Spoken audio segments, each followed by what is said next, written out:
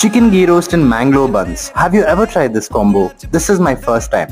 Welcome to Gavlogs. Today's cheat meal was on, so I had to burn some more calories to cover up.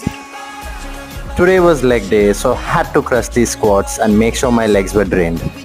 And then I ordered my dish for the day from the Ernest Bistro. Chicken ghee roast and Mangalore buns. Yes, I said it right. Chicken ghee roast and Mangalore buns. Have you ever thought of such a dish?